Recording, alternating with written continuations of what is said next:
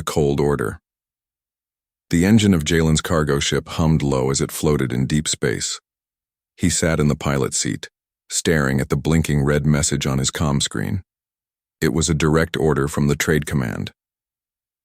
Deliver biological cargo to Station 9. No questions. Payment? 12,000 credits. Jalen didn't like vague orders, but he needed the money.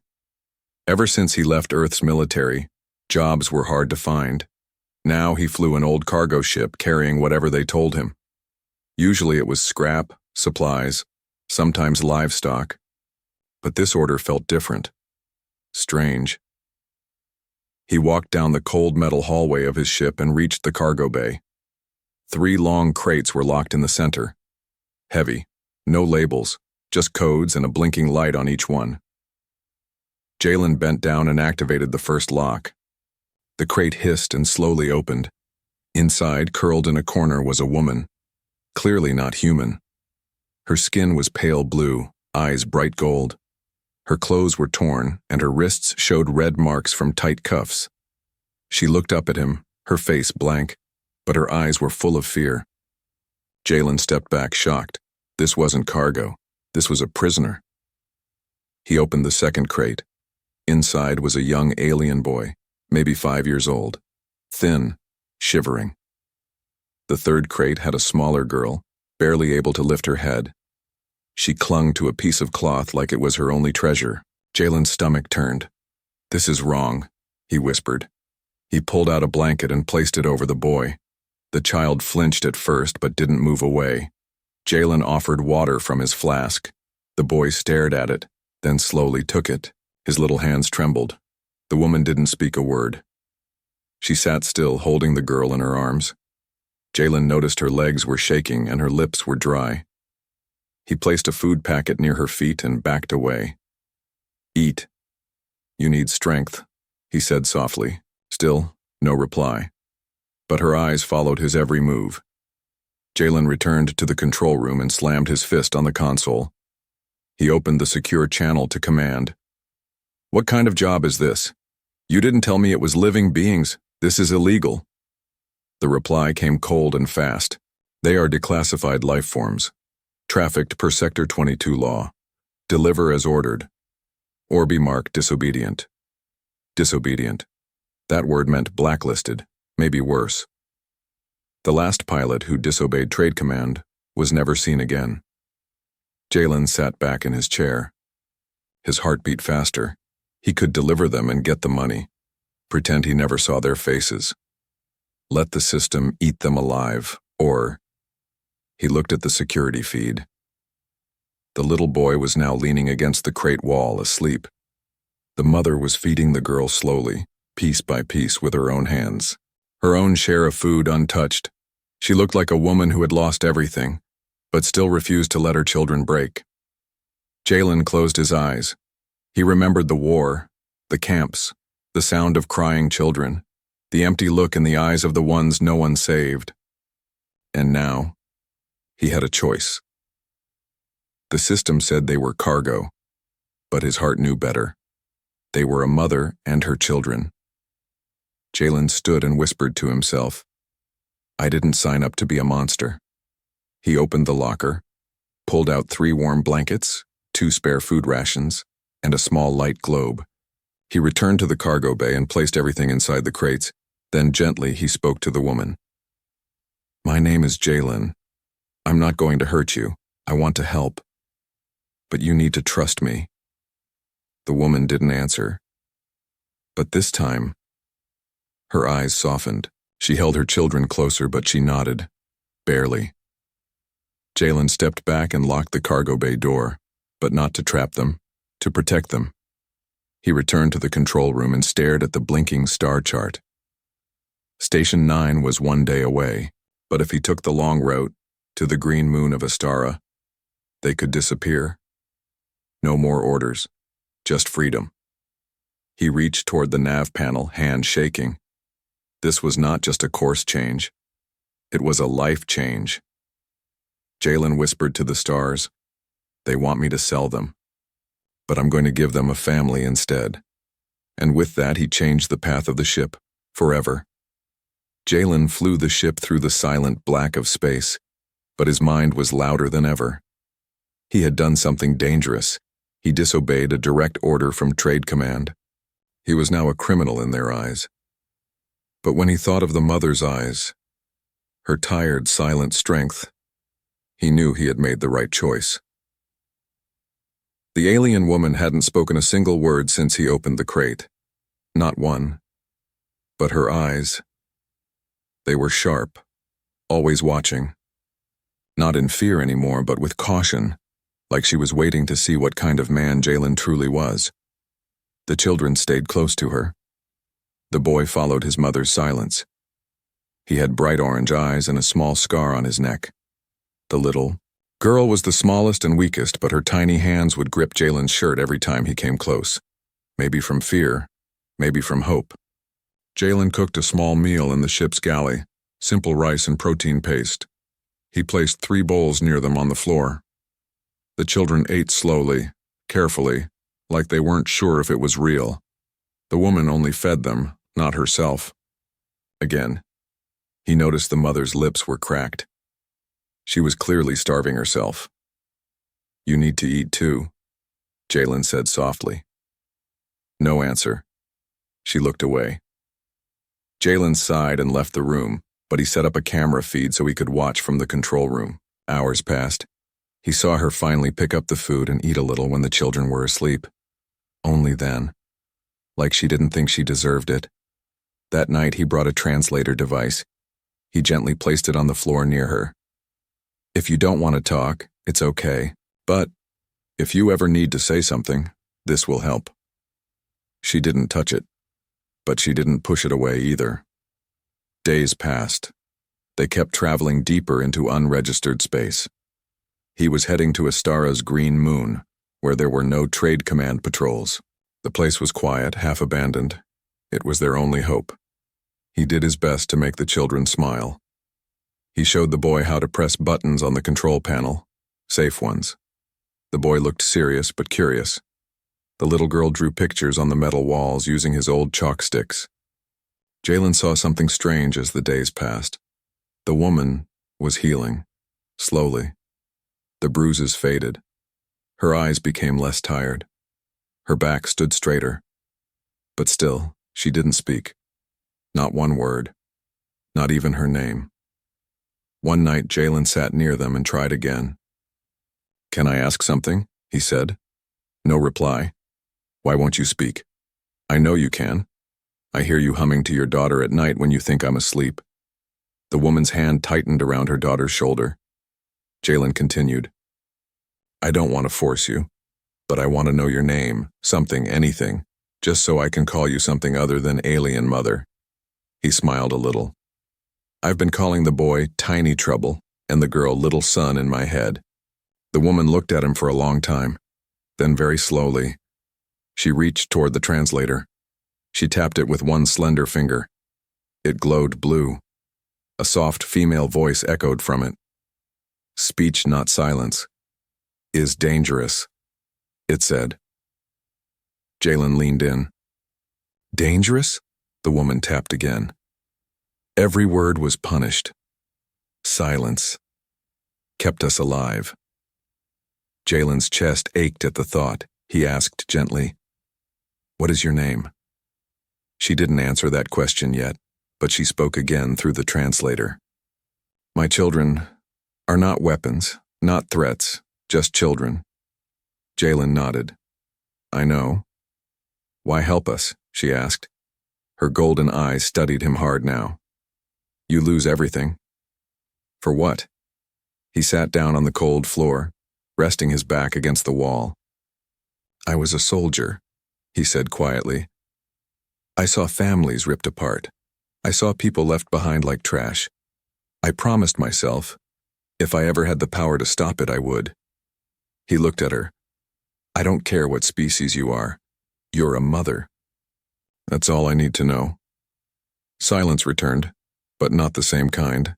This silence was heavy, full of thought. Finally, the woman touched the translator again. "My name is Verina." Jalen smiled gently. Nice to meet you, Verina. The little boy crawled to his mother's lap, sleepy. She held him close. For the first time, she let out a small sigh, a sound of peace, not fear. That night, Jalen returned to the control room.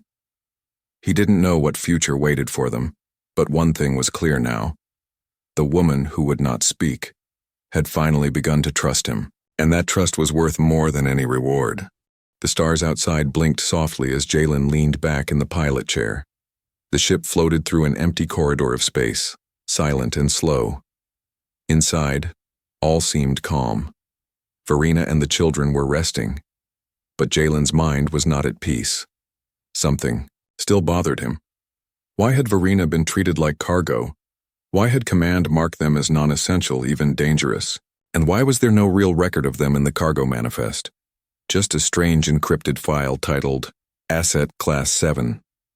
Jalen was no tech expert, but years in the military had taught him how to dig deeper than most.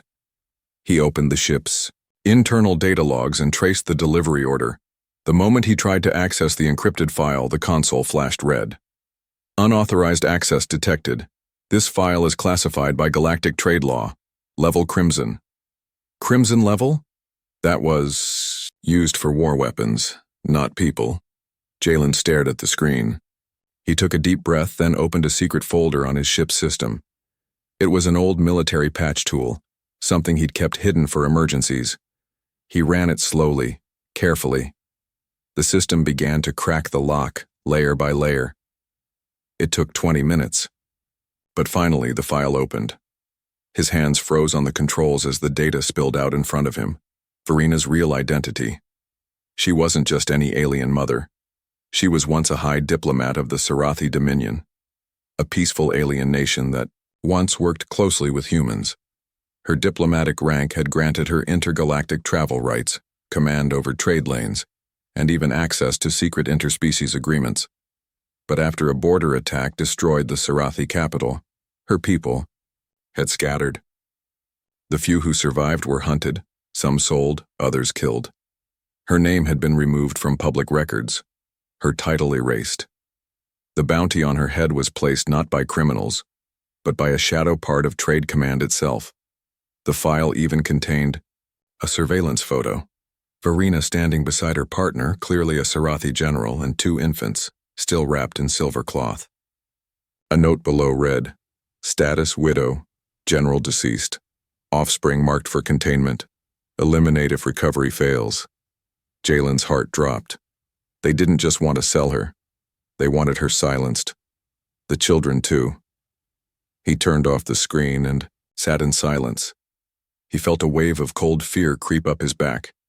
If someone knew he had this file open, even for a second, they'd come for him. He had crossed a line that no one returned from. He heard soft footsteps behind him. Verina stood at the door, her arms folded around her body. She had sensed something. You found it, she said softly. Jalen turned. You knew? She nodded slowly. I saw your screen from the hall. I know what you saw. He didn't speak. He waited. Verina walked closer, eyes tired but clear. I was not always a prisoner. Once I spoke for peace. I sat at tables with human leaders. I believed in unity. She looked down. But power is dangerous. And peace can be sold. Jalen looked into her golden eyes. Why didn't you tell me? She shook her head. Because I thought, if I said who I was, you'd turn me in for the bounty. 12,000 credits for me, 6 for each child. He frowned. You think I'd trade your lives for that? I didn't know you then, she said quietly. But now, she sat beside him on the floor. Now I believe you're different. They sat in silence. Then Jalen said, the file said something else. That your mate, he died protecting you? Verina's jaw tensed. She nodded. He stayed behind while I ran. With the children, he held the enemy back. He knew we were targets because of my role, so he gave his life. A tear rolled down her cheek, but she quickly wiped it away. I made it to a refugee ship. But that shipment was already bought by Trade Command. We were taken, labeled as cargo. I have not spoken my name since that day. Jalen clenched his fists. You were supposed to help build peace, and they turned you into a prisoner. Verina met his gaze. And now, you've risked your life for someone like me. Jalen nodded. Not someone like you, exactly you, because this galaxy needs people like you more than ever. She looked away for a moment as if unsure what to say. Then she whispered, If we survive this, I will return the favor. I will speak your name to every council that still listens. Jalen smiled faintly. Let's just focus on surviving first. They both looked at the star map. Astara's green moon was 2 days away now. A quiet place, but not safe. Trade Command wouldn't give up easily. And now, they weren't just carrying refugees. They were carrying a secret that could change everything. Jalen stood in the control room, staring at the ship's star map. The route to Astara's green moon was plotted and ready, but a blinking red alert pulsed in the corner of the screen. A Trade Command drone ship had entered the outer system. It was scanning all vessels, checking IDs, looking for him. He had known this day would come. They were not just running anymore. They were being hunted. Jalen pressed a button, locking down all ship systems. He powered off the exterior lights and masked the heat signature. The old ship groaned as it shifted to stealth mode. Verina stepped into the room, holding her son in her arms. The girl followed, dragging her small blanket, her bright eyes full of sleep. What is it? Verina asked. Jalen didn't look away from the screen. A drone ship. They're scanning every vessel, looking for us. Verina said nothing for a moment. Then softly, Then we must disappear. I plan to, Jalen replied. But this changes the timing. If we wait too long, they'll close the outer ring. No ship will pass through without a full scan. And if we leave now? She asked. Jalen looked at her. We'll be flying straight through open space, no cover. If they catch us, they won't ask questions. Verina nodded slowly, her expression calm. Then we leave now. He was surprised by her strength. She didn't beg. She didn't fear. She stood tall, like someone who had already died once and was now ready for anything. Jalen powered up the engines, overriding the stealth mode. The ship roared to life, lights flickering. He plotted a detour, an old smuggler's lane through an asteroid belt.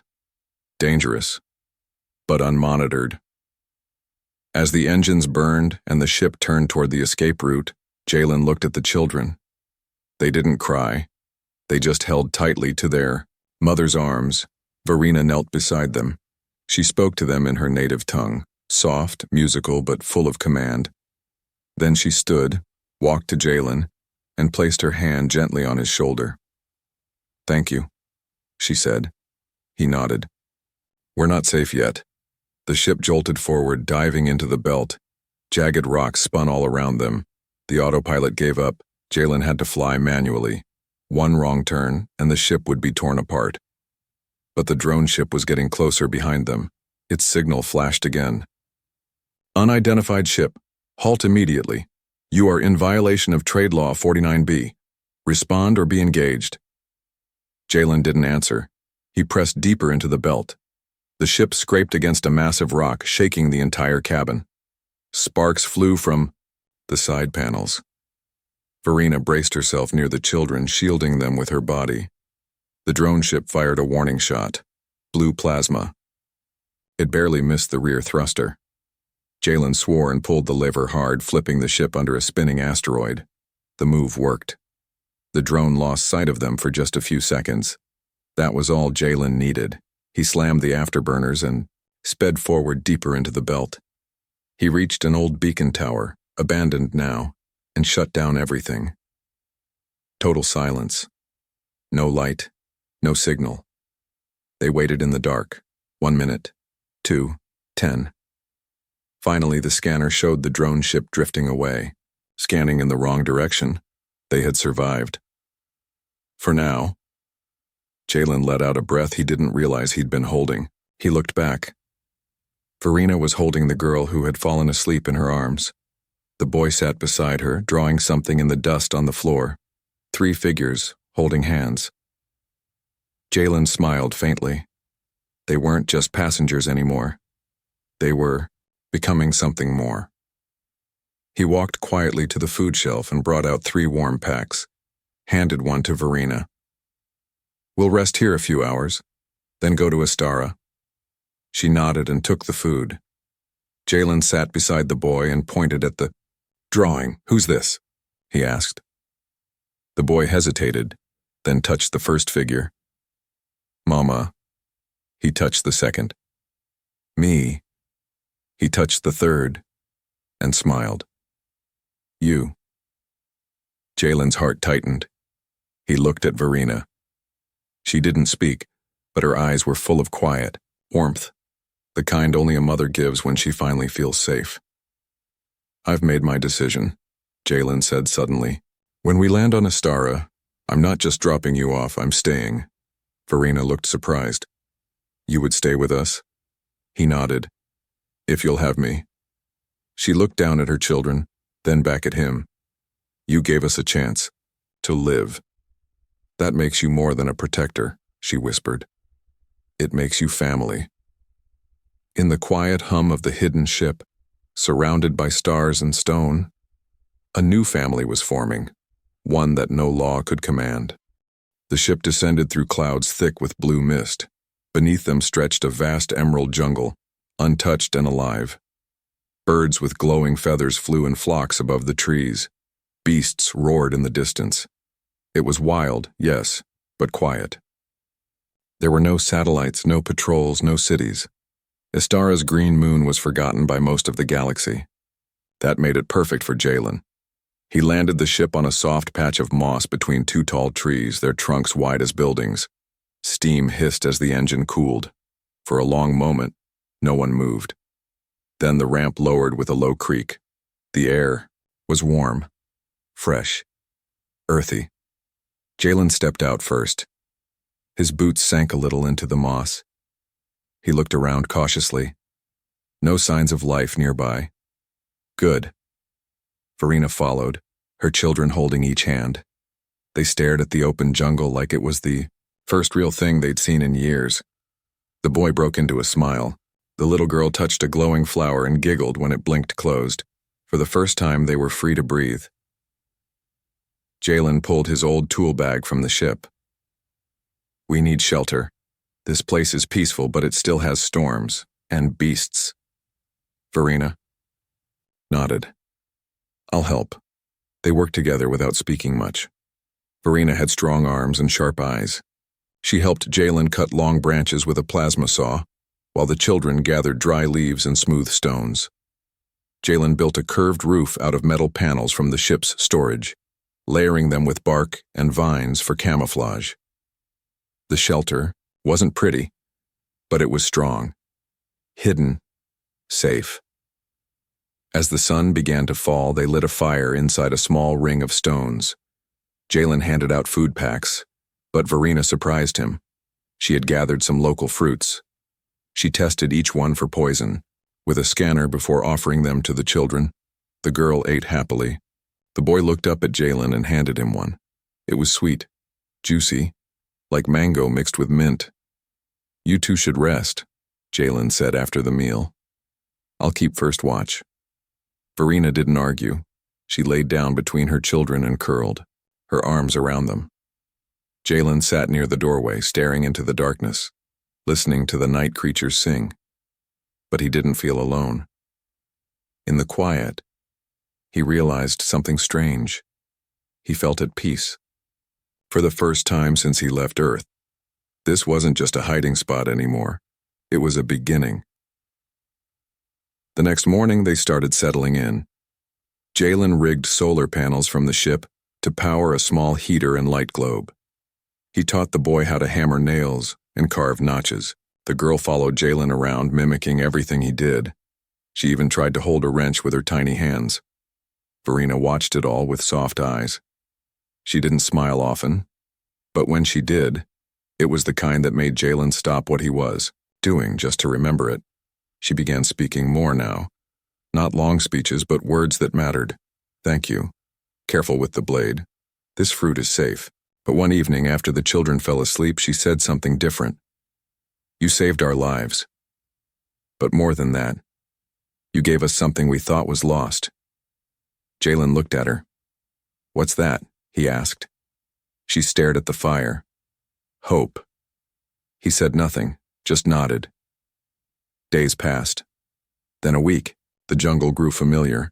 The creatures kept their distance, the children laughed more. The little girl started calling Jalen Jay, her own version of his name. He didn't correct her, but on the 8th day, peace broke. The ship's silent. Alarm blinked red. A tracker had pinged. Trade Command had activated a long-range beacon, one connected to the stolen ship ID. Someone knew Jalen had landed. Somewhere. He rushed to Verina, who was feeding the children by the stream. We have to prepare, he said. She stood quickly, alarm flashing in her eyes. What happened? They might be searching, we don't have long. They spent the next hours preparing escape paths through the jungle. Jalen gave the children locator beads, small stones that glowed softly when held by family. Verina stored weapons beneath a tree, hidden under leaves. That night they didn't sleep deeply, but when the fire was low and the jungle was quiet, Jalen noticed something. Even in fear, the family stayed together. Verina no longer looked like a prisoner. She looked like a mother protecting her world. And the children? They didn't run in fear. They stood behind Jalen. He wasn't just a smuggler anymore. He was theirs. And they were his. The morning came too quiet. The birds didn't sing. The breeze was still. Jalen's eyes opened fast. Something was wrong. He grabbed the small scanner and stepped out of the shelter. The screen blinked once. Then again. A ship had entered the moon's atmosphere. Not trade. Command, but worse. A private bounty hunter. The ship's ID was marked in red. The tag read, licensed for lethal collection. He hurried back to the shelter. They found us, he said in a low voice. Verina didn't panic. She stood, grabbed her children, and nodded once. We go. No, Jalen said. We don't run. Not yet. He reached into the hidden crate, under the tree. Inside were his old Earth military weapons, a stun rifle, flash charges, and a single plasma grenade. He handed Verina the rifle. She took it like it was part of her body. Smooth. Natural. I thought you were a diplomat, Jalen said. I was, she replied. But I was raised by warriors. The children were placed in the hiding tunnel they had dug behind the shelter. Covered in moss, it led deep into the forest. Jalen kissed the girl's head. The boy didn't cry, but his eyes were wide with fear. Follow the light stones, Jalen said. We'll come for you. The children nodded.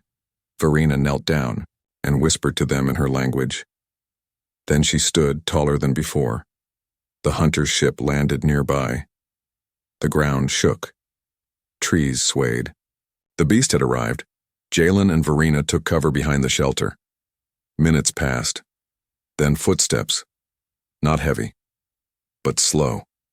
Confident. A voice called out, Traitor Jalen, you've taken something that doesn't belong to you. Jalen peeked out. The man was human. Tall, scarred face, long rifle on his back. He wore bounty armor, gray and red, with skull marks painted on the shoulder. He looked calm, like this was just another job. I don't see how you sleep at night, Jalen shouted. The hunter chuckled. On a soft bed, paid for by people like you. You're not taking them, Jalen growled. The hunter stepped forward, aiming the rifle. Try and stop me.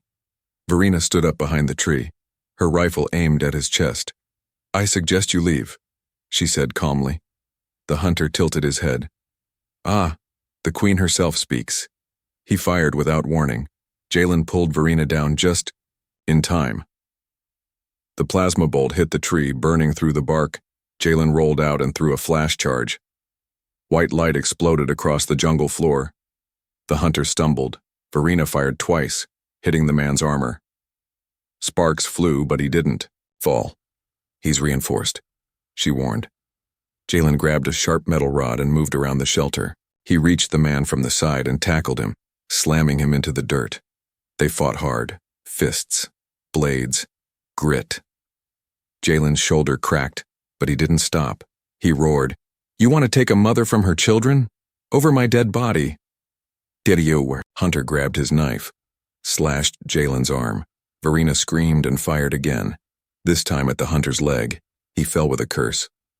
Jalen didn't wait. He pulled the plasma grenade from his belt, pushed it against the man's chest and armed it. "You move," Jalen said, breathing hard. "We both die." The hunter froze. His fingers twitched. Verina stepped close and pressed the muzzle of her rifle to the man's forehead. "We're not your cargo," she whispered. "We're not your job. We're family." The hunter growled, "You're making a big mistake." "No," Jalen said. "You made the mistake. You came here." He reached down, took the hunter's tracker, and smashed it underfoot. Then slowly, he disarmed the grenade. The hunter was unconscious within seconds from a stun dart Verina fired into his neck. Jalen dragged him to the ship and locked him inside, setting the controls to autopilot. "Where will it go?" she asked. "Back to the trade station," Jalen said. "Let them deal with him. He failed. He'll be punished." As the hunter's ship lifted off, they both stood still, covered in dirt, bruised but breathing. Verina touched Jalen's arm gently. "You are hurt." He looked at the blood, shrugged. "It's nothing." She tore a piece of cloth from her sleeve and wrapped his wound. Her hands were soft, but sure. They returned to the hidden tunnel and pulled the children out. The little girl cried when she saw Jalen's wound. "I'm okay," he whispered, holding her close. The boy looked at Verina, then at Jalen. "Did you win?" Jalen smiled. "We did." That night they sat by the fire again. But this time, something had changed. They weren't hiding anymore.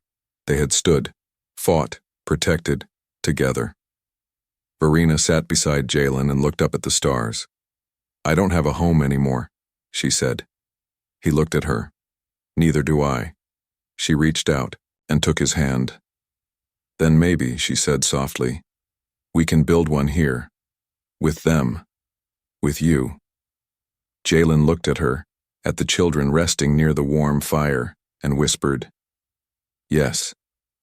Let's build it. Together." The jungle glowed softly in the early morning light. A warm breeze carried the sound of distant birds, and the leaves above shimmered like green glass. Jalen stood at the edge of the clearing, watching the sun rise beyond the trees. His shoulder ached, his arm was bandaged, but his heart felt still, like the world had finally stopped spinning. Behind him, Verina was brushing the girl's hair with careful fingers, while the boy poked sticks into a fire, pretending he was guarding their tiny camp. There was no signal from Trade Command, no patrols in the sky, no threats, just peace. But even in peace, Jalen's thoughts were heavy. He had once been a soldier who followed orders, then a pilot who hauled dirty jobs for dirty money. He had lived by rules someone else wrote, until now. Now he had something worth protecting, something worth living for. And it wasn't just the woman who had trusted him. It was the small hands that gripped his shirt at night, the golden eyes that looked at him with quiet hope, the little voice that now called him Jay like it had always belonged to him. Verina stood and walked over, holding 2 wooden cups of hot leaf tea. She handed one to Jalen. "It's not earth coffee," she said, her voice gentle, "but it will warm you." He smiled. "Anything made by you is good." She sipped hers, watching him with a soft gaze. "The children asked me something last night." "Oh?" Jalen said, raising a brow. "They asked if you were going to leave one day." His hand paused mid-sip. Verina added, "I told them you wouldn't, but I also said, only you could promise it." Jalen looked over at the children. The boy was teaching the girl how to stack stones like soldiers in formation. She was laughing, light, carefree. He took a deep breath. "I'm not going anywhere," he said. "I don't want to." Verina set her cup down. "You know, in my culture, family is not always by blood. It's by the strength of your choice, Who you stay with. Who you fight for. Jalen nodded slowly. I'd like that. To be family. If you'll have me. She smiled, the kind that glowed brighter than the jungle sun. I already do. Later, that day they worked together to improve the shelter. Jalen reinforced the roof. Verina built a second sleeping space. They made a place for the children to play, cleared the weeds, and planted some of the glowing fruit seeds they had gathered. It was small. It was quiet. But it was home. Each evening, they gathered around the fire. The girl made songs out of nonsense, words. The boy asked Jalen to tell Earth stories about giant oceans and cities in the sky. He told them everything. But one night, Verina asked something he hadn't expected. Do you ever want to go back? To Earth? Jalen looked at the fire, thought deeply. I used to think I would, he said. But Earth isn't the same anymore. It's cold now, not in weather, but in hearts. He looked at her. This place, with you, feels more like Earth than Earth ever did. She took his hand gently. Then you are home. That night, as the fire dimmed and stars filled the sky, Verina lay beside him with her head on his shoulder. The children were curled beside them. All was still. Jalen whispered, I never thought this would be my life. Neither did I, she replied. But perhaps it was always waiting for us, we just had to find it. Days turned into weeks. Jalen built a signal blocker to keep them hidden. He planted more fruit trees. He taught the boy how to fish with traps. Verina taught Jalen how to read the sky by stars. She even painted a family crest on the shelter wall, 3 stars above a hand holding a flower.